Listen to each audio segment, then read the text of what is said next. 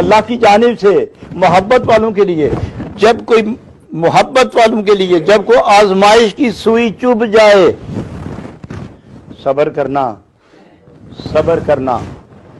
تمہیں نہیں پتا کہ صبر کی میں تلقین کیوں کر رہا ہوں؟ اس لیے کہ رب نے فرمایا میری راہ میں آنے والوں حوصلہ رکھنا، صبر کرنا، ذکر نہ چھوڑنا، مصیبت آئے تو صبر کرنا، یہ میری طرف سے آزمائش ہے۔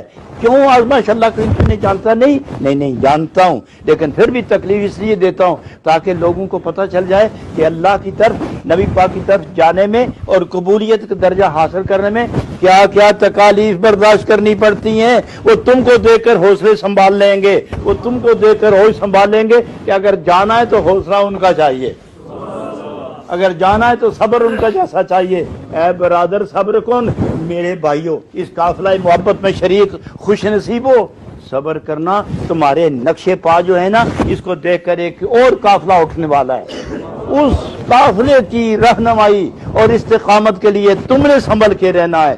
اللہ کی طرف سے جو آزمائش ہے، صبر صبر صبر، اور اس صبر میں بھی مزہ۔ کیوں؟ ان اللہ مع الصابرین،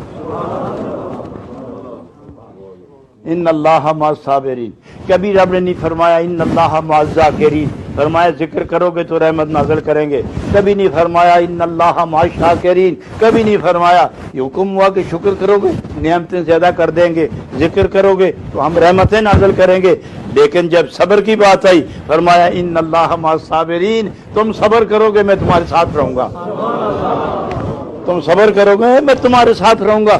جب رب تمہارے ساتھ رہے گا تو اے بھائی صبر کر، اے میرے بھائی صبر کر، اے میرے دوست صبر کر کہ تو اب جا رہا ہے نبی پاک کی بارگاہ میں اور تمہیں تکلیف ملے گی، تم صبر کرو گے، خدا تیرے ساتھ ہوگا، حوصلے بلند ہوں گے۔ نبی کی بارگاہ میں پہنچانے کے لیے خدا کیا کیا انتظام کر رہا، کیا کیا انتظام کر رہا ہے، اور خدا اپنی طرف نہیں بلا رہا آؤ میرے پاس آؤ، میرے پاس آؤ، میرے پاس آؤ، نہیں فرمایا میرے نبی کے پاس جاؤ، اور راستے میں تکلیف ہو تو میں بھی تمہارے ساتھ ہوں گا۔